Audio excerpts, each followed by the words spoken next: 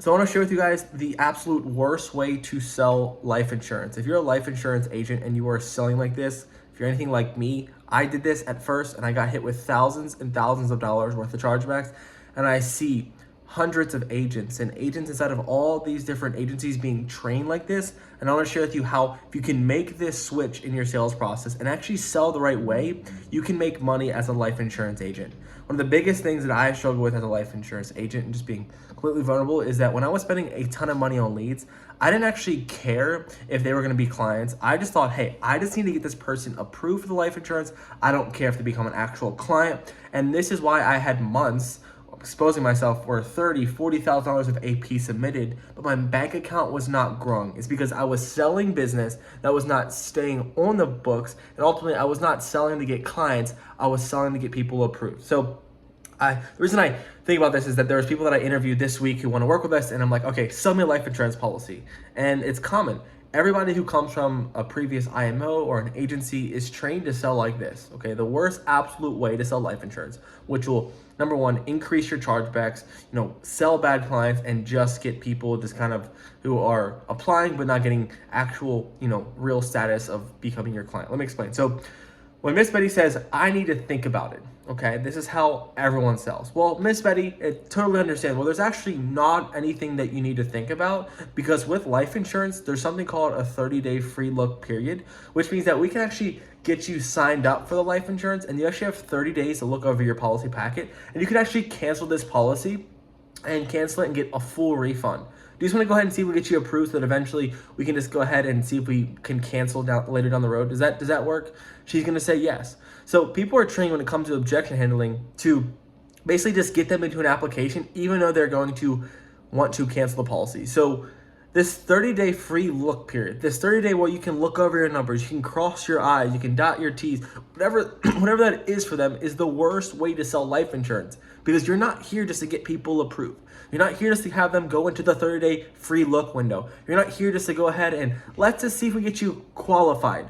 Those words will ruin your business and ultimately put me in a position where I lost thousands and thousands of dollars every day because I was just trying to submit business, not get real clients.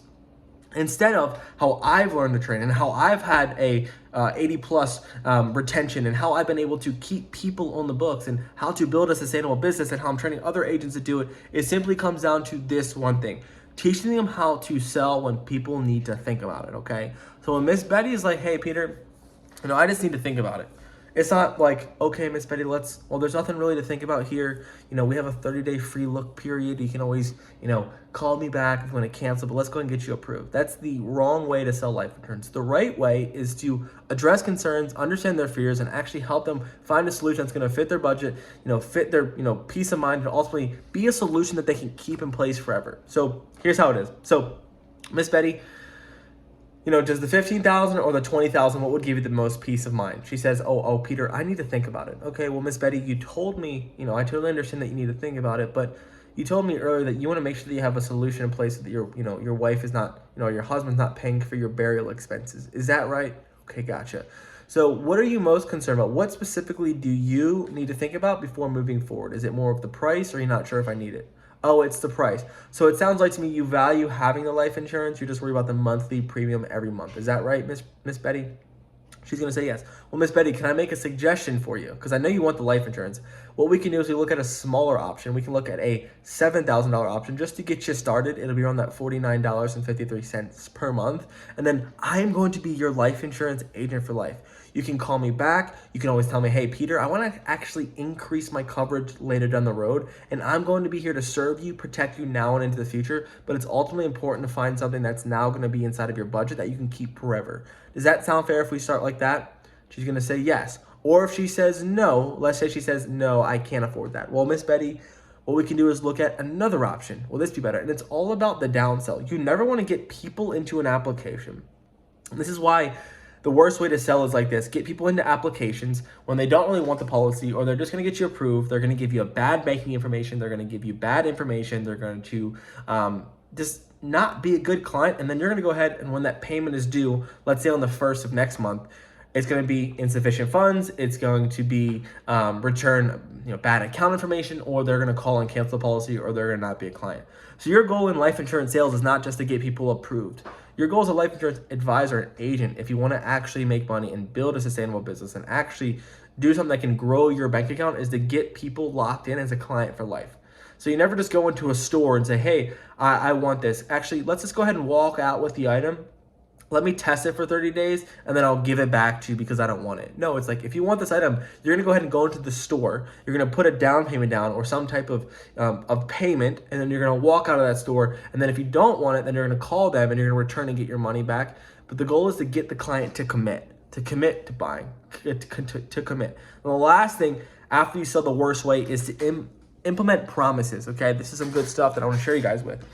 One way that you can increase your placement is to make promises. Before I submit this policy, Miss Betty, can you promise me? And I need a clear promise. Do you promise that this policy, amount of $46.53 will be in your bank account on January 1 of 2025? Will it be there, or whatever the date is? Can you promise me that you're going to have this money every single month, that this is not only affordable but now but into the future? Can you promise me that that's going to go ahead and be there for you?